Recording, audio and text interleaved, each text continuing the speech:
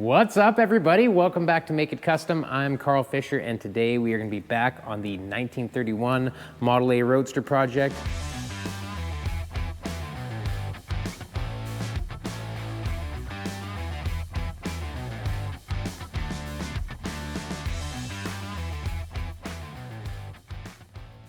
Last time we did get the dash finished and welded in there. This time we are going to get onto steering. Really excited to get the steering column installed, the steering wheel put on, and the knuckles and linkage all the way down to a Vega steering box that we will be mounting on this video. So stick with us and let's get her done. Don't forget to like, click subscribe, hit notifications. Let's do it. Let's look at what we've got here. So got a polished stainless steering column. This is a 1.75" OD column. Picked all this stuff up from SoCal Speed Shop. We actually have the Canadian SoCal local to me, so they're a new thing, pretty cool. I got this Ford steering wheel. This is a 40 Ford Repop steering wheel. We've got a couple of Borgeson U-joints that we'll be using. I think we'll be using 3 U-joints to do this total. So when you have 3, you must have a stabilizer as well, so that the linkage isn't all flopping around. And we've got a Vega steering box here. This steering box is kind of one of the most common steering boxes that people use for a cross steer setup on a straight axle car like this, because it just basically mounts level. And all you need is a 3-bolt bracket, which you can see right here, comes with the kit. This is actually from a different kit, so it's funny because the steering box is threaded and so is this. So one or the other needs to be drilled so that we can just thread the box on. But basically this just welds right to the side of the frame, holds that steering box in the right location so that the tie rod end to the passenger side spindle, I believe that's called your drag link, and your cross link need to be parallel when the steering box is kind of at rest, centered. So I think the first thing for me is going to be actually mounting the column. So I've got to devise a way to get it onto this dash. I think it's going to end up sitting partially into, I was eyeing this up the other day, so it's going to sit partially into this a little bit. So we're going to have to cope that out for the column. We're going to have to drill a hole in the floor. We're going to have to make a clamp and a clamp at the bottom that hold the column, which I'm probably going to make out of some tube. And then we are going to reinforce this somehow, because this sheet metal is not quite enough for a steering column. If you see most cars, they actually have a brace, especially if it's like an underfloor brake setup as well. It's all kind of tied together. The steering column and the dash and the firewall usually have a brace connecting the 3. So that's what we're going to end up having to do there. Just a little bit of something, maybe just tie the mount to the firewall so that it's got a little bit more rigidity. But I'll start with that. I'm going to grab the steering column. I'm going to drill a hole in the floor. We're going to make up some mounts out of some 2-inch OD tubing that is 1.75" ID. Remember, I mentioned that column is 1.75" OD, so I'm just going to use tubing that I can get. And we're going to fabricate our own clean little column mount, because I don't really want anything drawing your eye away from how simple everything is. So it'll be a little bit of a hidden mount. Clean and simple. Okay, enough of me jabbering on. Let's get to work.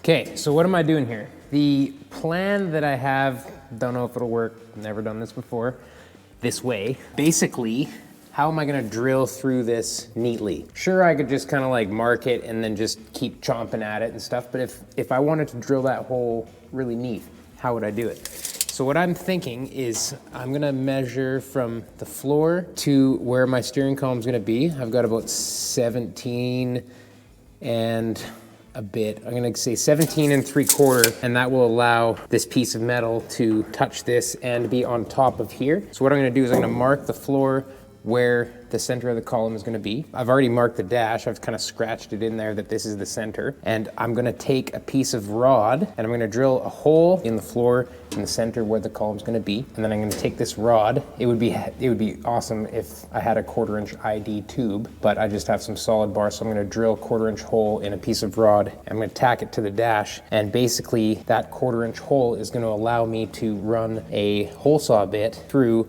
and just get that nice cut is what I'm hoping for, and then do the same thing at the bottom. Take a little bit of time, but I think that that is a good way to ensure that I'm not going to cut too much material or leave gaps. Or if you do that and you just start like cutting stuff away, the time that you spend filling little gaps or like doing extra grinding and welding and that kind of thing, I believe that's time that could have been spent just making like a little jig to make your life easy. Got some 1/2-inch rod.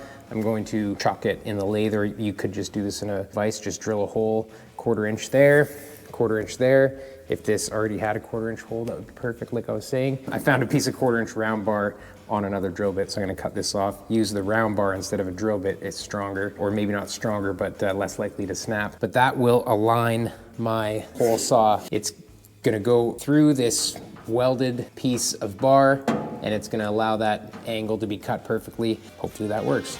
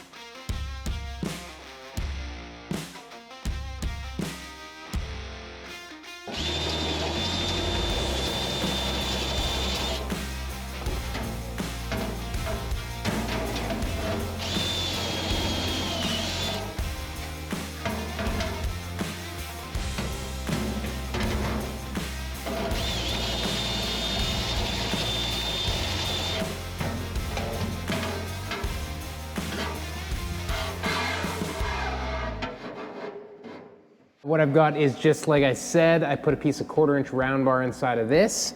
The idea is that I'll tack weld this here and I'll be able to hole saw that hole perfectly. It could all go to crap. So we're gonna have to take our time. This is not a sure thing. This is just guess and test. Get our welder here, just a little tack.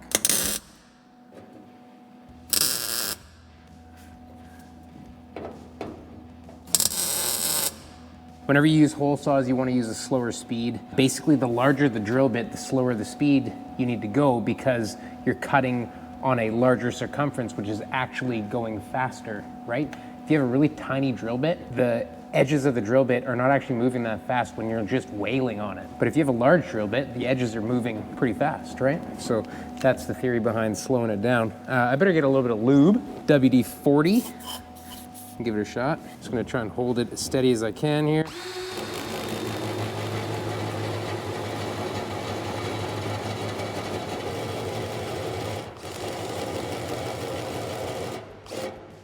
I can feel it wanting to bite, so I'm just using like super light pressure.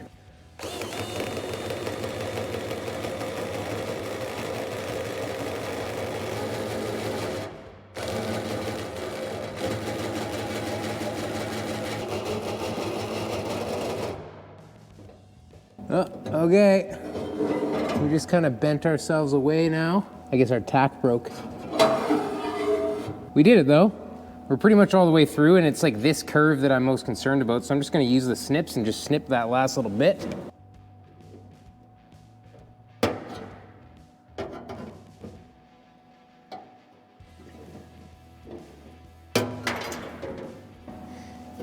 That's it, pretty good. We'll go get a piece of tube and we'll try that out. You guys want to know something funny?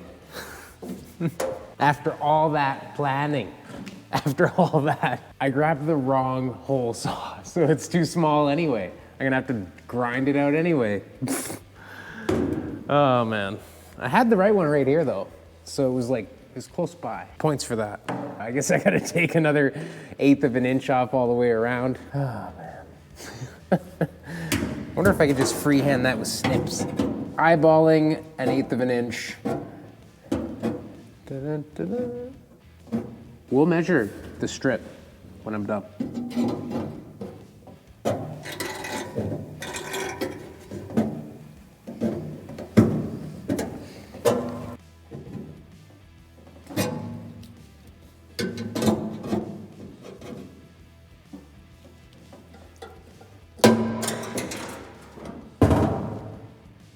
Pretty good. Pretty good. You really want to see me measure it? I think it's a little bit too big. Hold on. 133. 13th thou over. 16th thou over. Right on the money in that spot. 1/8 of an inch.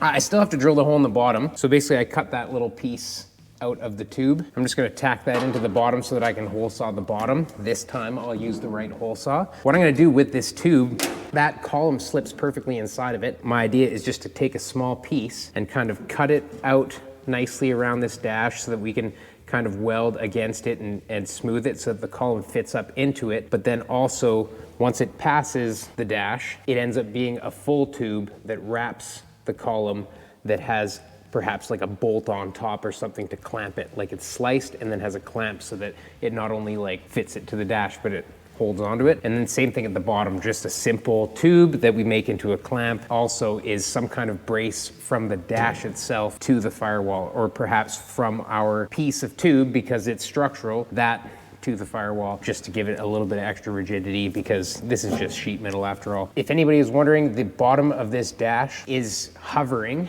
for a reason. I'm going to end up making a bracket that bolts this to secure it to the floor. When this car gets carpet, it'll be really nice that they won't have to trim around this. You'll be able to slip carpet underneath it, and then we'll just have a bracket that bolts to the tunnel.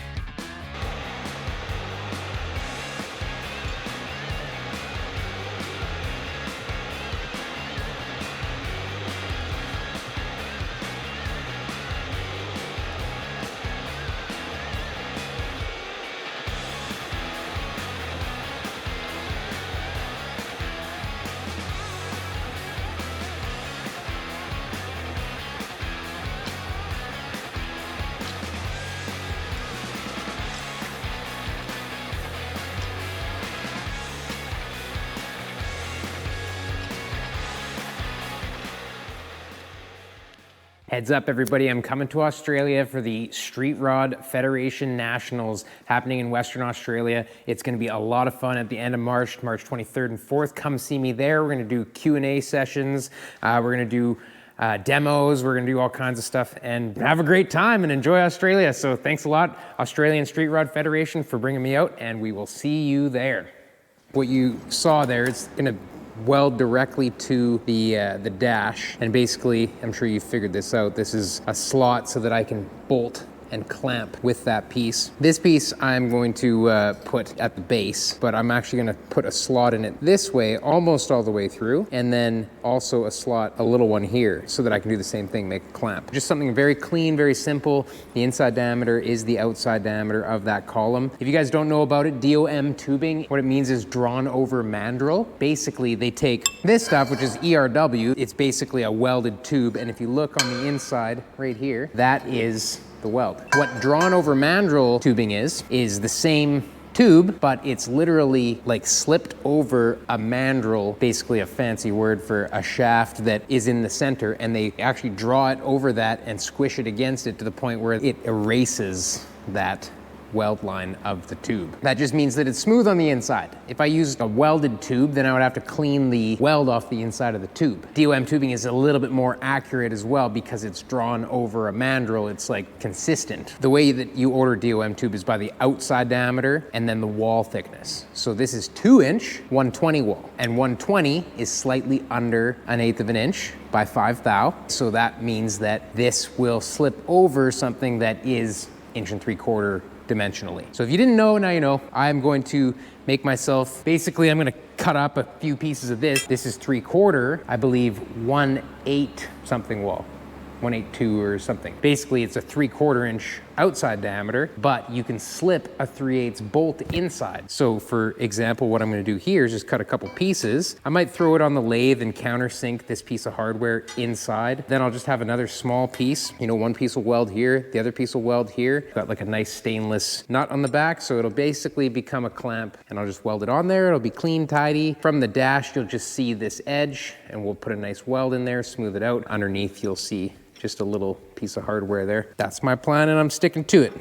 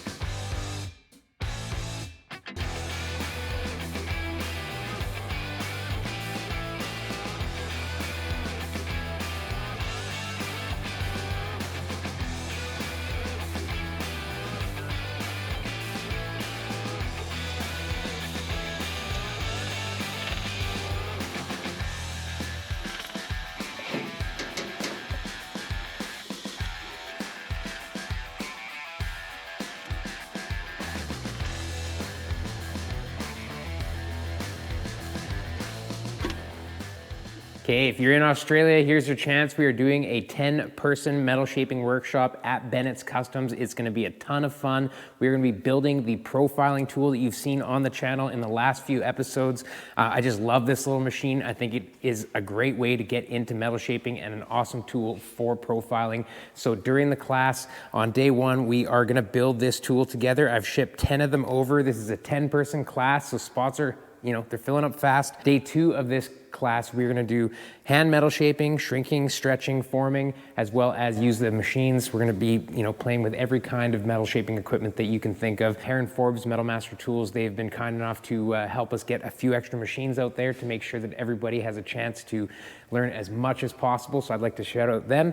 Thank you very much for helping us with that. And you're gonna get to see, myself and Jordan Bennett at Bennettts Customs for a whole weekend. We're gonna have, good food, good times. It's gonna be great. We got the base welded in here, that clamp. We got this welded in. I'm gonna end up smoothing all this out just so it's kind of like the rest of the dash, nice and smooth. I had a look already while the column was in there, and this Borgeson joint, this U-joint fits right there, and it looks, if we're lucky, when I mount the steering box, the other joint will be about here, and we may get away with just one there and one there. It would be very awesome because it eliminates one more step, which would be having the double D shaft, which is this. You can guess why it's called double D. Basically, that shaft should just be able to go directly to that. Otherwise, in a lot of scenarios with exhaust, this will have to come out and we'll have another U-joint here and then go down to the steering box, which is very common to have three. So yeah, I think we're gonna get lucky there. My next move is going to be to just smooth all this out, get the column back in it, get the steering box then mounted, probably lift the car up and have a look at the steering box here. Definitely is gonna interfere with this engine mount, so we'll have to redesign that a little bit, but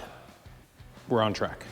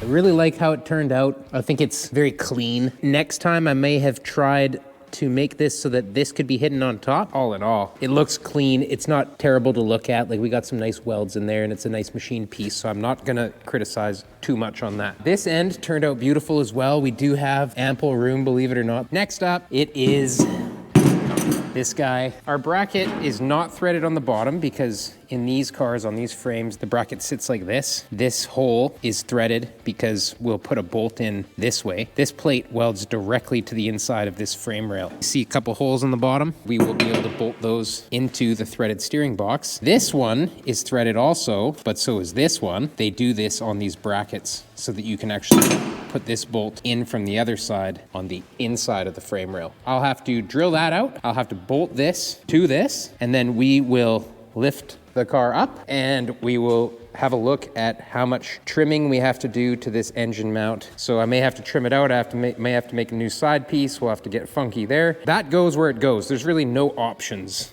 Like, that pitman arm needs to be straight out. Your cross link and your drag link have to be parallel when you do that, or else it's gonna steer funky. We're gonna do that next and then make our double D piece of shaft, connect them, and then we should be steering. That's a win. Like, dash, steering. We had a seat. We could push ourselves down the road like we were kids in a soapbox car. Let's keep going.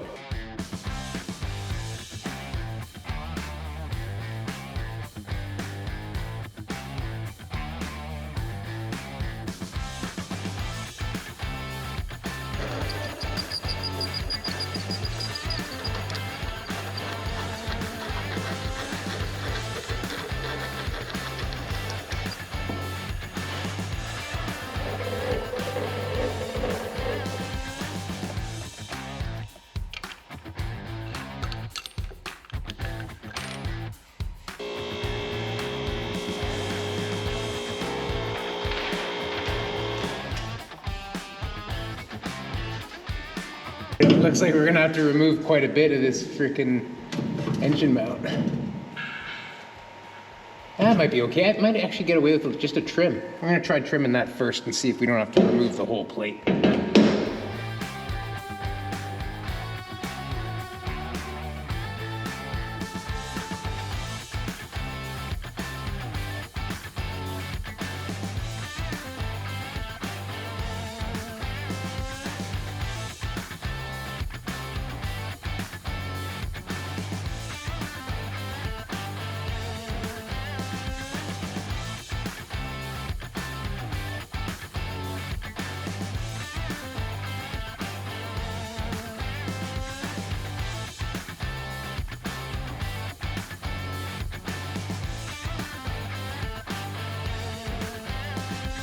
Got the steering box mounted up in there. This is the bracket that ended up cutting off of here. It looks like it would actually go back in place where it kind of came out of if I was able to step it. I'm gonna do some trimming. I'm gonna put this gusset back in just with a little bit of a notch out for the plate. It looks like things will be okay with the angles. This one here looks like it's on quite a bit of an angle, so hopefully that works out just fine. Quick interjection in the video. I just want to let everybody know that the Unleashed channel is up and running. We've got videos up there, and we're going to be up to date on that and putting out weekly videos on Make It Kustom Unleashed. So I hope you guys check it out. Don't forget to subscribe over there so that we can keep this content flowing. And don't forget about Patreon as well if you want a little bit more. We're doing daily updates, not daily, but like every few days we're throwing an update on there and showing you guys what's going on in the shop, what videos we're working on that day, you know, where we're at with things. We are working on the ramp truck very, very soon. We have deadlines with that, so there's a bunch of little things happening on it right now, and then very soon we're gonna put sway bars on it and shocks and, like, you know, make that thing go down the road. Don't forget, go check out Unleashed.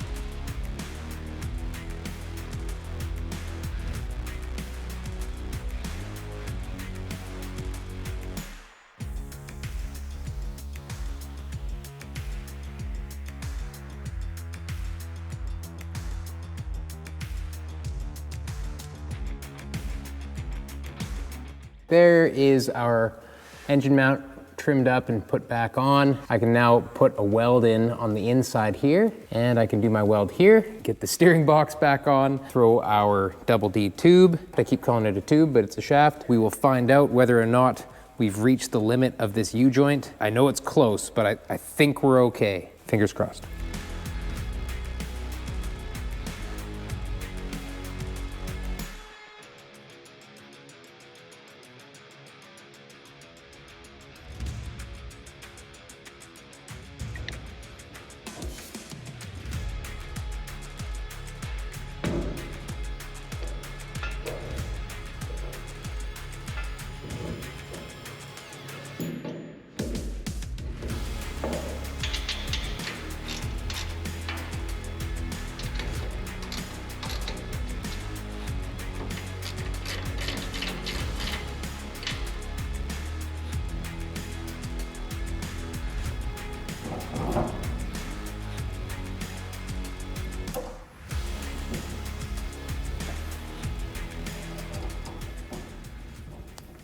Yeah, let me know what you guys think about this wheel too. I like reading the comments and seeing, you know, the different tastes everybody has or if people like what's going on. I think this is the perfect wheel.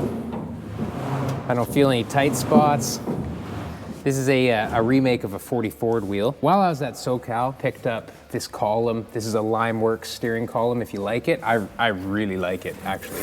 I had a different column for this car, and it was one of those cheap ones from Speedway that has like the quick release, and they're great, and they're really inexpensive. But this car just became like, I'm calling it like a gentleman's roadster, if that makes any sense, because it's got kind of like a classy windshield, and it's got this clean, classy look, like you could go out for dinner in the car, you know? But anyway, this is another Limeworks piece. The reason I chose it, you could probably guess, is because it's got that Art Deco look on the turn signal.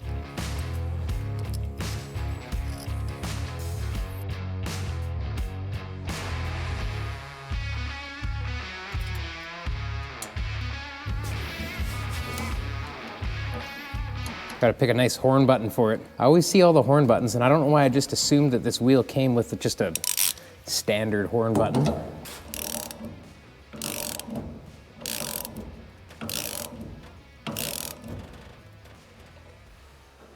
Well, that's interesting. I don't like that this bell here sits down away from the steering wheel as much as it does. It would be nice if it was tight. I'm gonna grab a seat and sit in here and just feel the feeling of sitting and steering.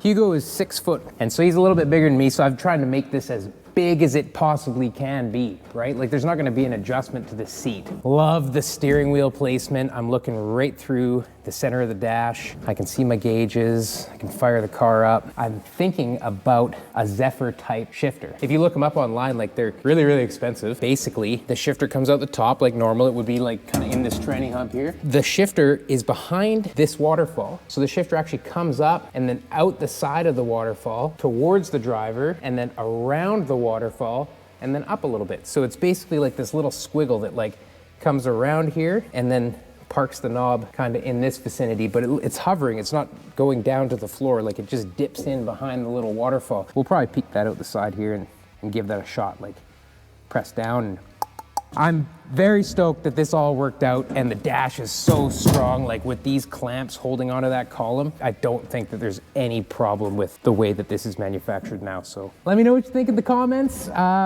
Yeah, I'm gonna keep going, and probably one more video on this for now. We're gonna jump back on it a little bit later, but I gotta switch gears to the ramp truck. Like we have deadlines, so you're gonna see a bunch of ramp truck content coming. Don't forget, Unleashed, go check out the channel. We're on Patreon. We got merch in the merch store. We got planishing hammers are back. We have a full order of like enough to build 50 of our portable hoop style planishing hammers in 24-inch and 36. So those are on the site, japhandskustoms.com. And just thank you all for watching. I really appreciate it. I enjoy what we're doing, and it's great seeing the feedback in the comments and just knowing that you're either enjoying yourself by watching or you might be learning something. We'll catch you on the next one, everybody. Thanks a lot. Bye-bye.